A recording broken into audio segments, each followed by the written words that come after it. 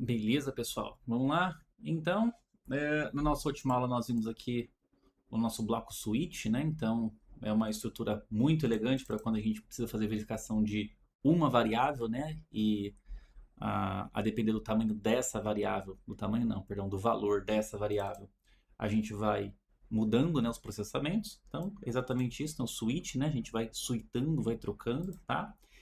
E vamos fazer mais alguns testes então, pessoal, para a gente ver onde que a gente pode melhorar aqui a nossa aplicação, né? Então, vou executar aqui o nosso código, tal como nós executamos no final da aula passada. Vou colocar aqui o número 7, o segundo número vai ser o número 2, e eu vou fazer ele fazer uma divisão. E reparem, pessoal, 7 dividido por 2 seria 3,5, né? E ele trouxe 3, tá? E essa aqui é uma coisa importante para nós compreendermos também da importância do nosso tipo de dados, né? É, vejam só, pessoal, os nossos números uns, número 2 e resultado são do tipo inteiro. Logo, se são do tipo inteiro, eles são números inteiros, né? Então não tem quebrado, né? E como que vai fazer agora a nossa calculadora se ela pode apresentar números quebrados, né? Então, relembrando, né, aqueles tipos todos de dados que nós vimos no início desse curso, tá um pouco claro aqui que os nossos números, né, nem, não só nossos números quanto também nosso resultado, ele não pode ser do tipo int, né? Então ele só pode ser aqui no nosso caso ou do tipo float, né? Ou do tipo double, né? Pensando numa calculadora, vamos colocar então como tipo double, né? Para a gente pegar o maior intervalo possível, né? Que a gente pode trabalhar. Então eu vou fazer aqui então a substituição de tipo, tá, pessoal? Não vou mais trabalhar com inteiros, tá?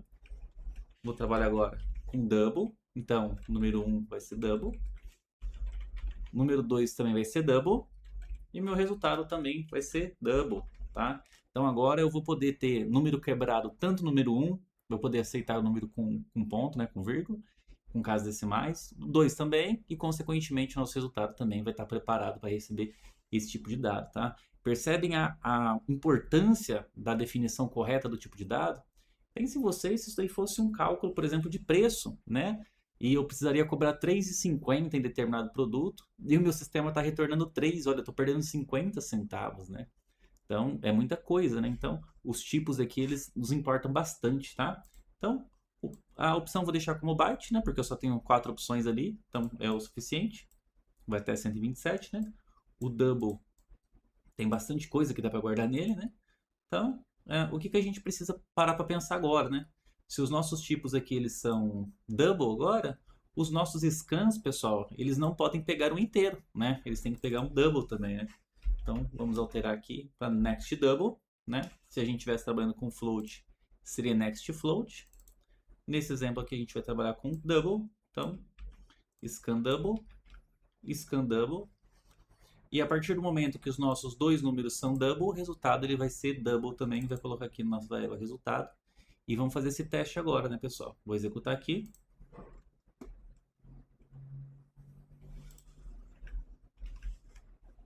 Primeiro número 7, 2. Vou pedir para ele para dividir.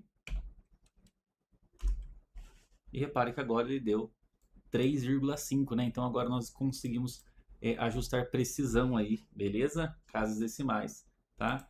E é verdade também que nós podemos fazer isso com soma e subtração com números quebrados agora também, né? Se eu quero somar 1,25.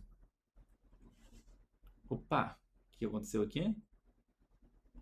1,25 ele não aceitou. Vamos ver por quê. Informa o primeiro número. Número 1 next double.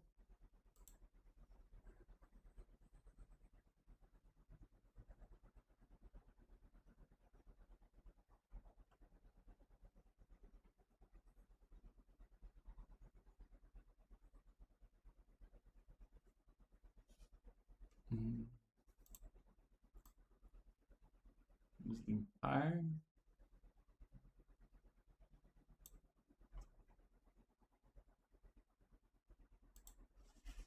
1.25. Ele deu erro. Vamos ver se a nossa configuração de língua 1,25. É isso, pessoal. O nosso design aqui, no nosso layout de teclado, ele está configurado aqui com vírgulas, né? E não com pontos, tudo bem? Então, o nosso double aqui no console, né? Por conta da nossa linguagem, ela está com vírgula, né? Então, 1,25 mais, vou colocar aqui mais 2,80, então tem que dar 4,05, é isso, né? Então, adição 4,05, beleza? Então, na representação aqui no console, quando a gente for digitar, a gente vai representar o nosso double com vírgula mesmo, tá?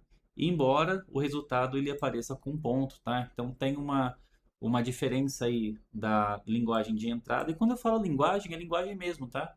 No nosso layout de teclado tá português, né? Então, a gente representa com vírgulas. E o resultado que ele dá do double, ele é formatado com ponto, né? Que é o padrão americano, tá? Então, por isso que apareceu aquele erro lá. A gente estava querendo passar um tipo de dado que ele não reconhecia, né? E aí ele aparecia aquele erro, tá? Mesma coisa que vai acontecer se a gente colocar, por exemplo, letras, tá, pessoal? Então, vou executar aqui. Primeiro número, colocar aqui a letra A. Então, ele vai dar erro também, tá? Porque eu estou esperando, né? Estou falando para ele o seguinte: olha, espere um próximo double. Ele se prepara para receber um double, você vai lá e manda uma letra, né? Então, olha, pega a bola, o cara vai lá e manda um martelo, né? Então, dá erro, né? Dá probleminha, tudo bem?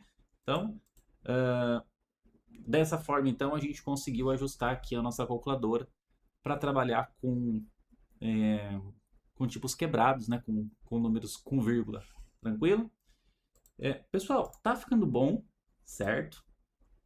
Mas tem uma coisa aqui que está me incomodando um pouco, tá? Reparem aqui no nosso modelo. Eu vou colocar aqui 5 mais, perdão, 6,25 e eu vou falar para subtrair, por exemplo, né? Então tem que dar menos 1,25, né? Então, menos 1,25, beleza. E se eu quiser agora executar uma nova conta, eu preciso rodar de novo minha aplicação e selecionar a opção, né? E convenhamos que é um pouco chato, né? Será que tem alguma forma de ficar fazendo esse programa ficar rodando infinitamente até que a gente decida parar de executar? É isso que a gente vai ver na nossa próxima aula, beleza? Até mais!